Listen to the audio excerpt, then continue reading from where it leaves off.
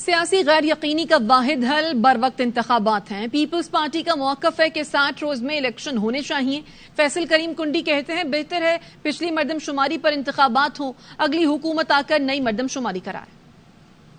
60 دن کی کمپین بھی کافی الیکشن کے لیے پیپلز پارٹی کا ہے وہ یہی ہے کہ ٹائم کے اندر جو ہے 60 دن کے اندر الیکشنز ہوں، اسمبلی ٹائم پہ ختم ہو اور اکتوبر کے اندر الیکشنز ہوں۔ انسرٹنٹی ہے وہ اس کا حل واحد یہی ہے کہ ان ٹائم الیکشن ہو۔ اتحادی جماعتوں کو میں سے M Q M prime minister سے ملے جو ہے وہ مردم شماری پہ اعتراضات اٹھائے، لیکن اگر آپ اس چیز میں پڑھتے ہیں تو آپ الیکشن ملتوی کرنے کی طرف جاتے ہیں، اور اب بہتر یہ ہوگا کہ ہم پچھلی مردم شماری پہ الیکشنز کرائیں اور اگلی حکومت کو ایک ٹاسک دیں۔ اگلی حکومت جو ہے وہ اس ٹائم پیریڈ کے اندر جو ہے مردم شماری اور جو ڈیلیمیٹیشن کا پروسیس ہے آگے لے کر چلیں۔ نگران حکومتوں کا تصور ایک نیوٹرل امپائر کا تھا۔ سابق وفاقی وزیر فواد چوہدری کا ٹویٹ، لکھتے ہیں شہباز شریف اور راجہ ریاض کی منتخب حکومت کو کون غیر جانبدار مانے گا؟ اس سے اچھا ہے آئینی ترمیم کر کے نگران حکومت ختم کریں۔ ویسے بھی یہ الیکشن کمیشن کا کام ہے اور تمام اختیارات بھی الیکشن کمیشن کے پاس ہوتے ہیں۔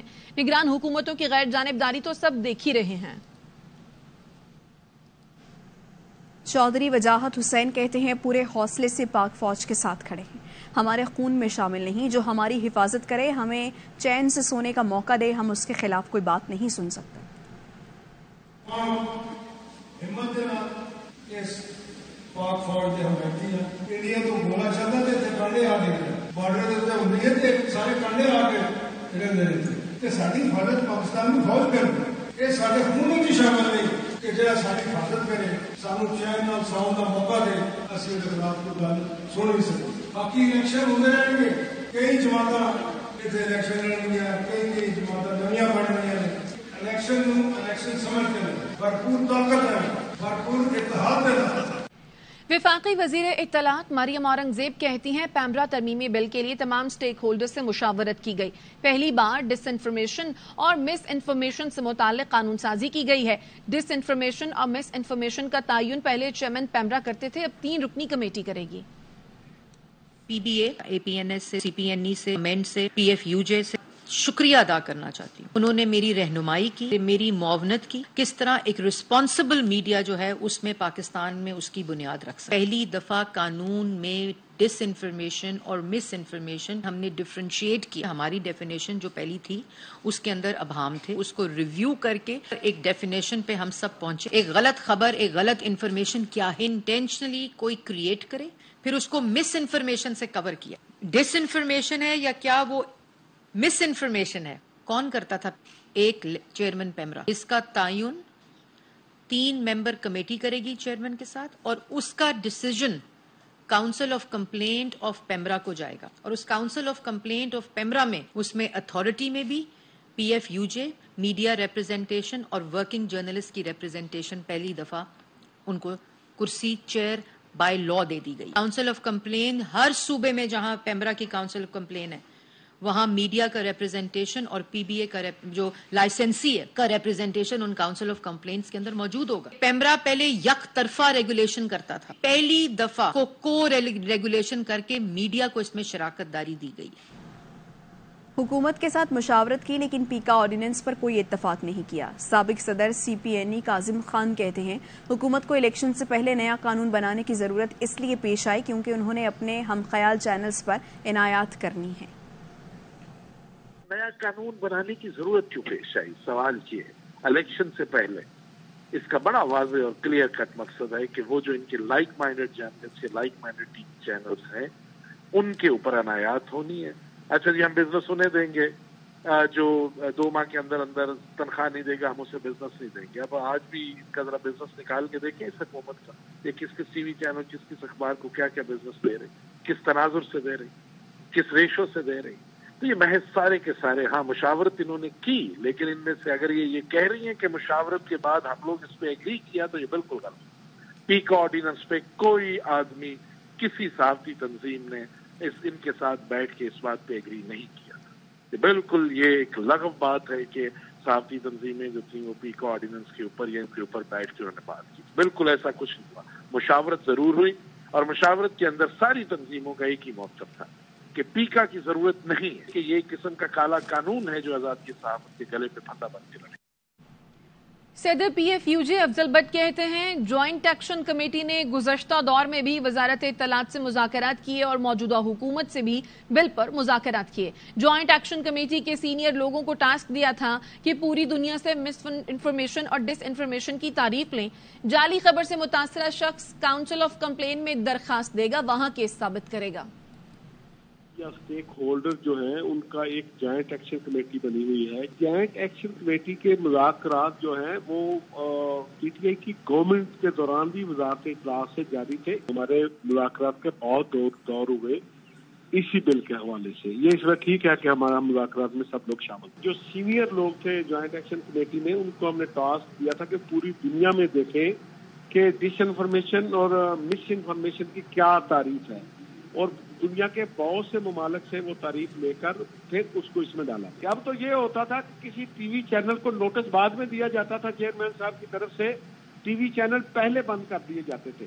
اب ہم نے 3-4 بیریئر رکھنے کی کوشش کی ہے کہ پہلے تو یہ ہے کہ کوئی بھی بندہ جو اس خبر سے متاثر ہے پہلے کاؤنسل آف کمپلین میں درخواست دے. ٹھیک ہے, کاؤنسل آف کمپلینٹ میں اپنا کیس ثابت کرے گا کہ جی اس میں یہ میرے ساتھ یا یہ جس وقت انفارمیشن دی گئی ہے. کاؤنسل آف کمپلینٹ جو ہے وہ اپنی جو ہے وہ اس میں جو ہے وہ ججمنٹ دے گی. پھر اوپر جو کمیشن بنے گا پھر یہ اس کو کیس ریفر ہوگا. اور آپ کو بتائیں کہ پیمرا کا ترمیمی بل حکومتی کٹ پتلی پیمرا کو تمام اختیارات کا مالک بنا دیتا ہے. سابق وفاقی وزیر فواد چودھری کہتے ہیں اب عملی طور کے بعد قانونی طور پر بھی میڈیا کی آزادی ختم کر دی گئی.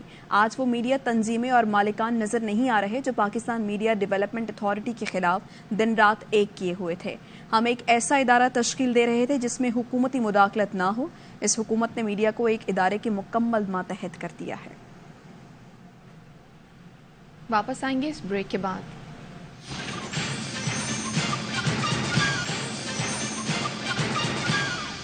Welcome back.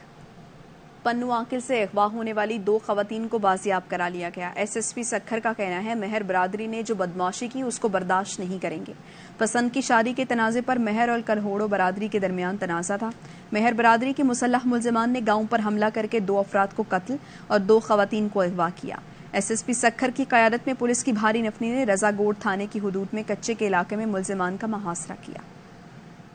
برادری کا شخص ہے جس کا نام وسیم ہے, اس نے مہر برادری کے خاتون کو اغوا کیا. انیشلی ہمیں یہ پتا چلا, اغوا کرنے کے بعد وہ وہاں سے فرار ہو گیا, جس کے بعد مہر برادری کے مسلح جتھوں میں کلوڑوں کے گاؤں کے اوپر فائرنگ کی. فائرنگ کے نتیجے میں 2 شخص جو ہیں وہ جاں بحق ہو گئے, 3 افراد زخمی ہوئے, اور اس کے علاوہ زبردستی 2 خواتین کو اغوا کر کے لے گئے. دونوں خواتین کو باحفاظت گھروں سے بازیاب کروایا ہے اور اس گاؤں کا گھیراؤ کیا ہوا ہے. ملزمان ہیں, ان کی گرفتاری کو یقینی بنانے کے لیے میری ساری پولیس فورس مجھ سمیت ادھر موجود ہے. اور مہر برادری کی طرف سے یہ کہا گیا کہ ہماری لڑکی کو اغوا کیا گیا, جبکہ کلوڑا برادری کے جو وسیم ہے ان کا موقف ہے کہ وہ پسند سے وہ خود لڑکی اس کے ساتھ پسند کی شادی کے لیے گئی تھی, کو بھی برآمد کرے گی. کورٹ پہ پیش کرنے کے بعد اگر وہ جہاں بھی اپنی زندگی سے جانا چاہتی ہے اس کا حق ہے. جو مہر برادری نے اس کے رد عمل میں بدماشی کی اس کو بالکل جو ہے وہ برداشت نہیں کیا جائے گا.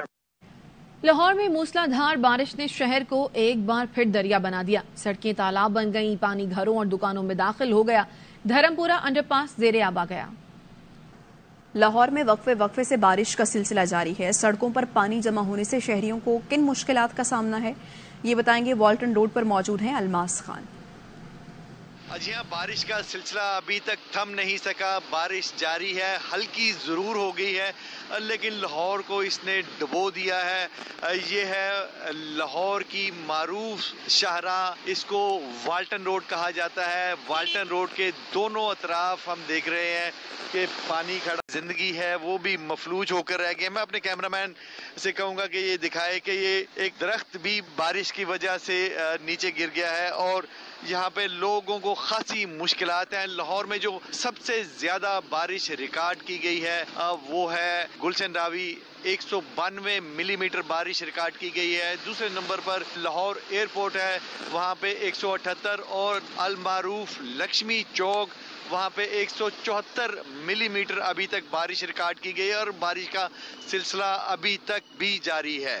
جی दूसरी जानिब दरिया चित्राल बिफर गया। दरिया में तुगयानी से लोअर और अपर चित्राल में मुतादिद घर और पुल बह गए। अपर चित्राल से जमीनी राब्ता मुनक़ता हो गया। डिप्टी कमिश्नर लोअर चित्राल के मुताबिक शाहराहें सैलाब में बह गई हैं। मेरा ग्राम, कोगजी, कारी और वादी कैलाश में लोगों ने घर खाली कर दिए हैं। गिलगित के जिला गिजर में मूसलाधार बारिश से कई इलाके शदीद मुतासर। मुतादिद घर, फसलें और बागात तबाह हो गए। राब्ता सड़कें भी बंद हो गई।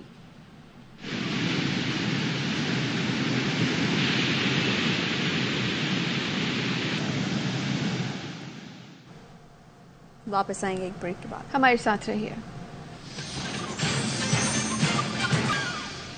Welcome back. DIG Shariq Jamal का पोस्टमार्टम मुकम्मल। शारिक जमाल की नमाज जनाजा बाद नमाज असर पुलिस लाइन कला गुजर सिंह में अदा की जाएगी। मजीद जानते हैं बाबर खान से। बाबर, आगाह कीजिएगा।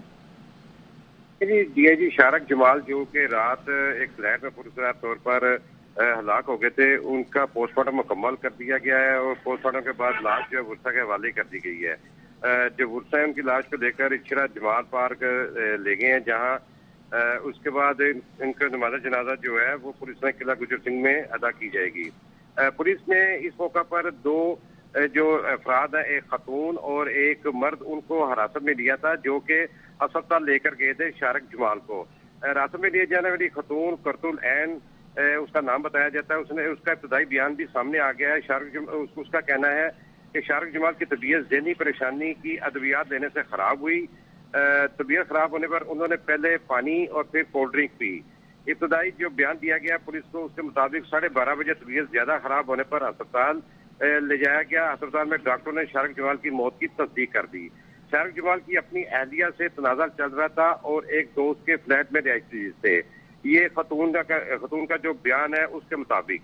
और अब पुलिस जो है वो तफ्तीश कर रही है। उनको दोनों जो खतून और ये भी बताया जा रहा है कि मजीद तफ्तीश जारी। अपडेट कर रहे थे बाबर खान, शुक्रिया।